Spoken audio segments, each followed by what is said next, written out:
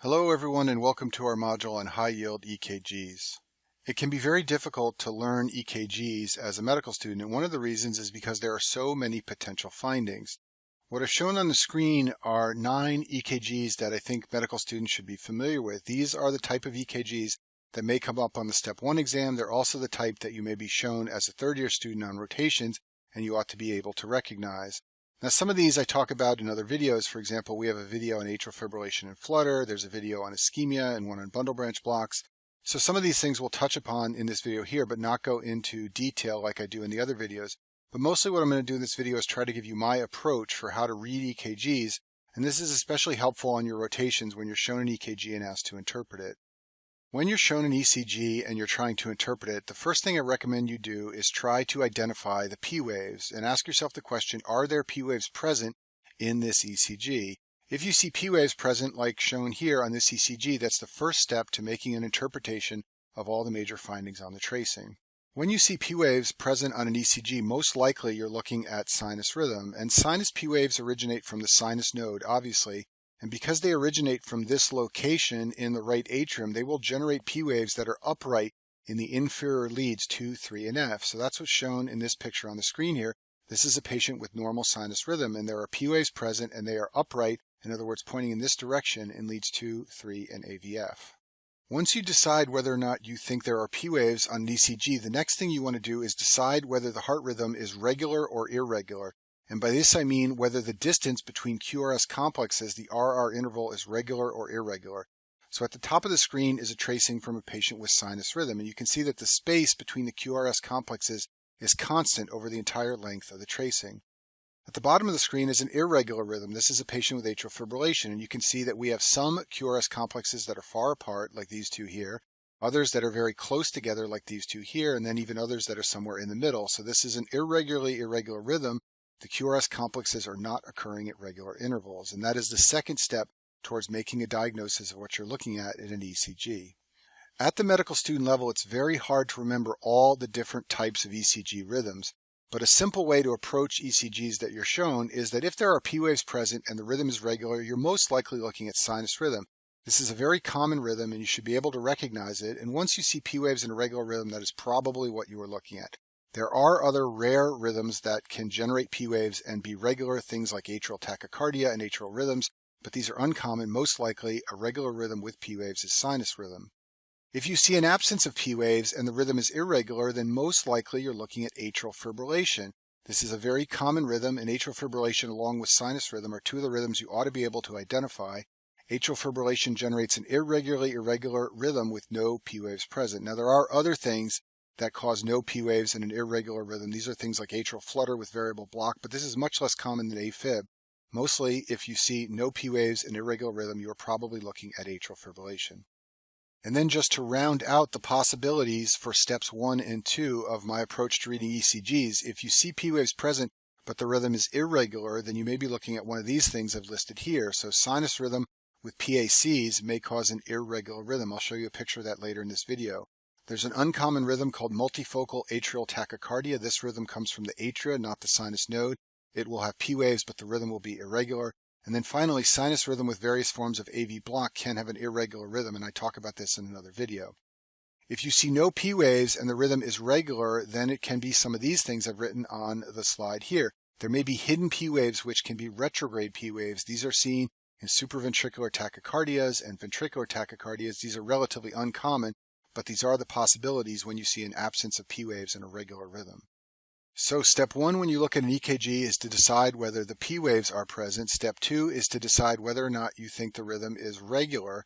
Step 3 is to then decide whether or not the QRS complex is wide or narrow. A normal or narrow QRS complex is less than 120 milliseconds on the ECG, or 3 small boxes. When you see a normal QRS complex, it means that the heart is using the His-Purkinje system normally and that there are no bundle branch blocks present. The only way you get a narrow QRS is if conduction goes through the AV node, through the bundle branches, and through the Purkinje fibers normally. If you see a wide QRS rhythm, then most likely you're looking at a bundle branch block, especially if it's an ECG in a stable patient. The other possibility for a wide QRS complex is that it's some type of ventricular rhythm like ventricular tachycardia. This will usually be in a patient who is very sick. In another video, I talk about bundle branch blocks, but just to quickly review here, this is a normal QRS complex at the top of the screen here. Even without measuring the number of boxes for the width of the QRS complex, you can see that it's very narrow from start to finish. In a right bundle branch block, the QRS complex becomes widened. Hopefully you can appreciate that this is a much wider QRS complex compared to the top. And similarly, in a left bundle branch block, the QRS also widens as shown here in this image. Moving on, the next step in interpretation of an ECG by my method is to check the intervals. So first check the PR interval. A normal PR interval is less than 210 milliseconds. 5 small boxes is 200 milliseconds, or 1 big box is 200 milliseconds. So basically, the PR interval should be about 5 small boxes or 1 big box in length, or shorter than that. If it's a prolonged PR interval, you may be looking at some form of AV block, which I talk about in another video. The PR interval also prolongs in the setting of high vagal tone or certain drugs that slow conduction in the AV node, and the PR interval can shorten in the setting of high sympathetic tone. After the PR interval, you want to look at the QT interval. A normal QT interval is less than half of the RR interval. That's the rule of thumb you can use for measuring this, and I talk about this in more detail in the video on ECG basics. The QT interval becomes prolonged with hypocalcemia. These patients will have tetany and numbness and spasms. The QT interval also becomes prolonged by antiarrhythmic drugs. And then the QT interval can be very short in patients with hypercalcemia. These patients usually have confusion and constipation. They can also be volume depleted. And then the final step in my method for analyzing ECGs is to look at the ST segments. You want to look for things that may represent ischemia. So for example, T waves can be inverted in ischemia as shown in this picture here. And I talk about this in the video on ischemic basics. There are also other T-wave abnormalities. T-waves can be peaked in early ischemia and in hyperkalemia. There can also be flattened T-waves with U-waves present in hypokalemia. And then finally, ST depression and ST elevation are both signs of ischemia. There's some ST depression in this ECG on the screen here. This is the beginning of the ST segment. This is where it ends, and you can see that it's depressed. At the bottom of the screen is an example of ST elevation. These are both signs of ischemia that I discuss in more detail in the ischemia basics video. So now let's try to use this method to analyze a couple ECGs. So I want you to imagine that you're handed this ECG on rounds and your attending asks you to interpret it. How are you going to do that? Well, let's talk about the steps and go through them one at a time. So the first step is to decide whether or not there are P waves present. If you look at the rhythm strip at the bottom for lead 2, it's very easy to identify the P waves. They're all over the place here in lead 2. You can also find them easily in lead V6 and V5. In some leads, they're harder to see. For example, they're harder to see in V2, but if they're present in all the other leads, then you can know that there are P waves present. So this ECG has P waves present. Step 2 is to decide whether the rhythm is regular, and you can see that the distance between QRS complexes is constant or regular. Step 3 is then to decide whether or not the QRS complex is wide or narrow, and hopefully you can recognize that this is a very narrow QRS complex of about 2 small boxes. So we do not have a bundle branch block present or any type of cause of a widened QRS complex. So what we're looking at overall here is a rhythm that is regular with P waves present with a normal QRS complex, and that's most likely going to be normal sinus rhythm. That's what this ECG shows. Now we want to be complete and not miss anything, so let's move on to step 4 and check the intervals. The PR interval starts about here and ends about here. It's less than 1 big box in length, and that is normal, so we have a normal PR interval. And then the QT interval begins at one of the QRS complexes and ends at the end of the T wave. And you can see that the QT interval here is less than half the RR interval, so we do not have a prolonged QT interval. And then finally, we want to look at the T waves. The T waves here are upright. They are not elevated or depressed, so we have no evidence of ischemia. So this is basically a normal ECG, and you're often shown these on rounds and asked to interpret them, so you should be able to recognize normal sinus rhythm. Now let's go through the method again using this ECG. So step 1 is to decide whether or not there are P waves present, and it's very easy to see P waves here in lead 2. You can also see them in lead 3. You can also find them in lead V3 and V2. They're all over the place, so there are P waves present on this ECG. Step 2 is to look at the distance between the QRS complexes, and you can see that it's regular. There is a constant distance between QRS complexes. So we're dealing with a regular rhythm with P waves present, so we already know that this is most likely going to be sinus rhythm.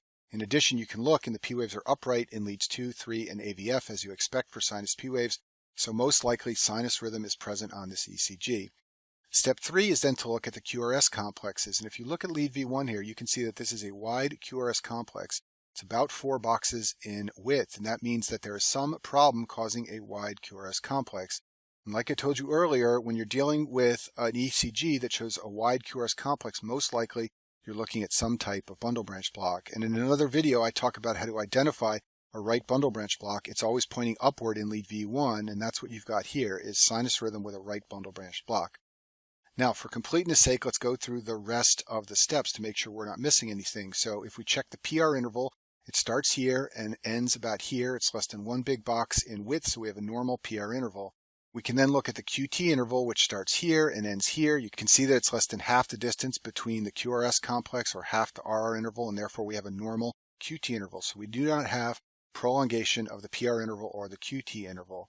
And then finally, we look at the T waves and the ST segments. Now, you can see that T waves are inverted here in lead V1. And you may not know this, but that's a normal finding in right bundle branch block. It does not mean that there is ischemia, but there are ST and T wave abnormalities on the CCG. They are all consistent with right bundle branch block, which is not something you're likely to know at the medical student level, but you should at least be able to identify that this ECG shows sinus rhythm with a right bundle branch block. Now let's take a look at this tracing, and we'll start with step 1 and look for P waves. And it's easy to find P waves here in lead 2 down along the bottom of the ECG. You can also see them up here in lead V1. I can also find them here in lead V3. They're all over the place, so we have P waves present. Next step is to decide whether the rhythm is regular or irregular, and hopefully you can identify that this is a regular interval with no variation in the RR intervals. Once we've done that, we look at the QRS complex, and hopefully you can see that this is a wide QRS complex. It's almost one big box or 200 milliseconds in width, so this is a very wide QRS complex. And in this case, we have a wide QRS complex, which, as I told you before, is most likely a bundle branch block, and in V1 it's pointing down. So in another video, I talk about left bundle branch blocks, but they always have a QRS complex that is wide and pointing downward in V1. So what we're looking at on this ECG is sinus rhythm with a left bundle branch block. Now for completeness, let's go through the rest of the steps. So the PR interval is from here to here. It is normal in width. The QT interval begins here and ends here. That is not prolonged, so we have a normal QT interval. And then the last step is to look at the ST segments, and there are a lot of ST abnormalities here. The T wave's inverted here in leads 1 and AVL. There is ST segment elevation here in lead V2. All of these findings are normal components of a left bundle branch block. You don't need to know this at the med student level, but it's very difficult to diagnose ischemia in the setting of a left bundle branch block because many of the normal findings that go with the left bundle are also findings of ischemia. So this patient actually does not have evidence of ischemia. This patient just has a left bundle branch block. You don't need to know that at the med student level, but you should be able to identify that this ECG shows sinus rhythm with a left bundle branch block. Now let's go through this ECG here. So step 1 is to decide whether or not there are P waves present. And hopefully you can see that there are no P waves on this ECG. There are some bumps like these up here in lead 1 that you might think are P waves, but they don't occur regularly before each QRS complex. And if you look down here, for example, at lead V5, there really is just this wavy baseline, but no P waves. So there are no P waves present on this ECG. Step 2 is to decide whether or not the rhythm is regular or irregular. And hopefully you can recognize that some of these QRS complexes are close together. For example, these two here. Others are further apart, like these two here. And others are somewhere in the middle, like these two here. So what we have is an irregular rhythm with an absence of P waves. And like I told you before, when you see that, most likely you're looking at atrial fibrillation, and that's what this ECG shows, atrial fibrillation. Now I'll just go through a couple of ECGs that are basically pattern recognition. So if you look at this ECG here, the baseline has this so-called sawtooth pattern, and when you see that, you should think of atrial flutter. Atrial flutter has this sawtooth pattern present. You should see the sawtooth pattern in every single lead. It shouldn't be present in just one lead. If that's the case, you may be looking at something else. Note also that the QRS complexes are irregular here. These two are far apart and these two are close together. Atrial flutter can generate a regular or irregular rhythm depending on the conduction from the atria to the ventricles. Here's a very abnormal ECG. This is one that you just basically have to recognize when you see it. These QRS complexes are very wide and they are very fast. They are so close together, they are occurring at about 300 beats a minute. And this is what you see in ventricular tachycardia. Ventricular tachycardia is a wide, complex tachycardic rhythm. I've zoomed in on one of the leads so I can show you these little bumps that you can see here. You can also see them here and you can see them here. These are the P waves. So the ventricle in ventricular tachycardia is depolarizing at a very rapid rate, generating the wide complex waves. At the same time, the SA node is depolarizing and it occasionally generates a little P wave, which will be a little bump that you will see on one of the wide complexes coming from the ventricular rhythm. Torsade de Pointes is a special form of ventricular tachycardia where the QRS complexes form this undulating sinusoidal pattern like shown on the screen here. This is just pattern recognition. You just have to have seen this to recognize it.